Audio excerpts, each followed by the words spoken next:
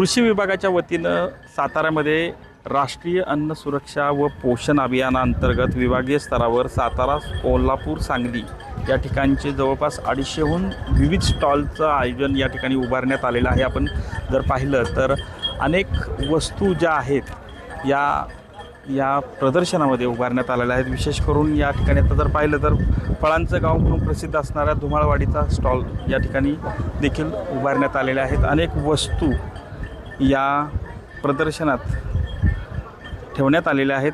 साताऱ्यातील जी काही प्रसिद्ध काही इंद्रायणी तांदूळ असतील किंवा वरी, नाचणी जी पौष्टिक जे आरोग्याचं असतं हे देखील या ठिकाणी उभारण्यात आलेलं आहे। कोरेगावचं GI मानांकन असणारा वाघ्या घेवड्या हा देखील या प्रदर्शनात ठेवण्यात आलेला आहे आणि लोकांचा या ठिकाणी आपण जर पाहिलं तर उत्स्फूर्त असा प्रतिसाद जो आहे तो या प्रदर्शनाला मागील 2 दिवसापासून मिळत आहे। आणि आत्ता जर पाहिलं तर आज सुद्धा सकाळपासूनच नागरिकांची काही खरेदीसाठी या ठिकाणी गर्दी पाहायला मिळत आहे। लाखोंची उलाढाल जी आहे ती या कृषी विभागानं लावलेल्या या स्टॉलच्या माध्यमातून होत असते। दरवेळी प्रशासनाचा हा एक वेगळा उपक्रम सर्व काही एकाच छताखाली या निमित्तानं पाहायला मिळत असतं। त्यामुळं शेतकऱ्यांना मोठं दालन या ग्रामीण भागातील शेतकऱ्यांना या ठिकाणी आपल्याला पाहायला मिळतं आहे। कॅमेरामन आमिर शेखसह संतोष नालावडे, TV9 मराठी, सातारा। गेले 3 दिवस हा तृणधान्य महोत्सव आणि पंतप्रधान सूक्ष्म अन्न प्रक्रिया या योजनेतून जे उद्योजक तयार झाले, उद्योजिका तयार झाल्या, विशेष करून असे जो 200 स्टॉल इथं आहेत आणि सातारा, सांगली आणि कोल्हापूर या जिल्ह्यातून इथं आलेले आहेत आणि साताऱ्यातून जो 1100 प्रोजेक्ट हे पंतप्रधान सूक्ष्म अन्न प्रक्रिया त्यातून उद्योजक तयार झालेले आहेत आणि त्यापैकी 200 हे आता इथे प्रातिनिधिक म्हणून इथे आलेले आहेत। तर महिला सक्षमीकरणाचं हे खूप चांगलं मोठं पाऊल आहे आणि कृषी विभागाकडून विशेषतः माल केव्हा विकला जातो तेव्हा त्याचं पॅकेजिंग चांगलं होतं। तर याचं पूर्ण शास्त्रीय ट्रेनिंग इथे दिलं जातं, पॅकिंग आणि मार्केटिंगचं, आणि 35% सबसिडी आहे। त्यामुळे फक्त महिलाच नाही तर सुशिक्षित बेकार जे तरुण आहेत त्यांनी पण याचा फायदा घेतलेला आहे आणि अत्यंत सुंदर प्रकारे ही कुटुंब उभी राहिलेली आहेत।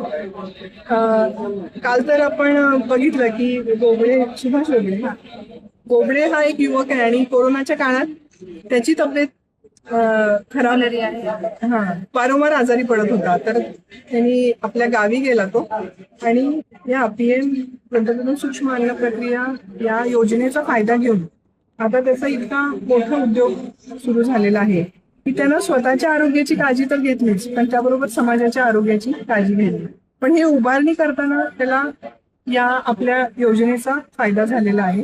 तर असेच अनेक महिला आणि अनेक तरुण उद्योजक हे या माध्यमातून उभे राहिलेले आहेत आणि त्यांना पुढे हा एक विशेष योजना अशी होती की खरेदी आणि विक्रेता त्यांचंही संमेलन होतं। त्यामुळं प्रश्न काय होतो की उत्पादन तर तयार झालेलं असतं किंवा महिला उत्पादन करू शकतात पण विक्री कुठे करायची, तर ह्याचा हा उत्तम समन्वय इथं साधला गेलेला आहे आणि खरेदीदारांकडून पण आपल्याला डिमांड्स येतील आणि त्या आपण विक्रेत्यांकडून ज्या डिमांड्स येतील त्या खरेदीदारांपर्यंत आपण देऊ शकतो। त्यामुळं खूप सुंदर प्रतिसाद आणि विशेषतः आम्ही आपल्या कृषी अधीक्षक श्री फरंदे मॅडम यांचं विशेष कौतुक करेन की त्या सगळ्या लोकांना त्यांनी एका मंचावर आणलं आणि एक उत्तम मार्गदर्शन सगळ्यांना झालेलं आहे। अत्यंत प्रेरणादायी असं हे तृणधान्य महोत्सव झाले।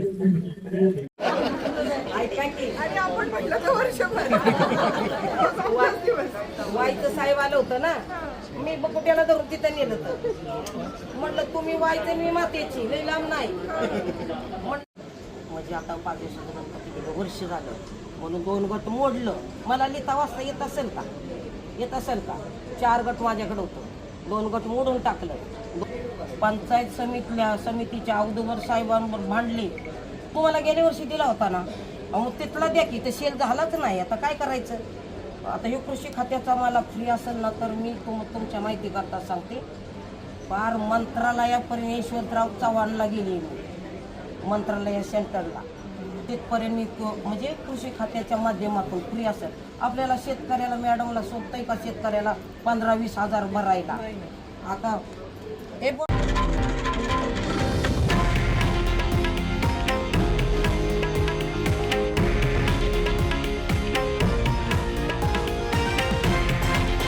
हे आहे देशातील नंबर 1 न्यूज नेटवर्क आणि आपण पाहत आहात TV9 मराठी, एकमेव.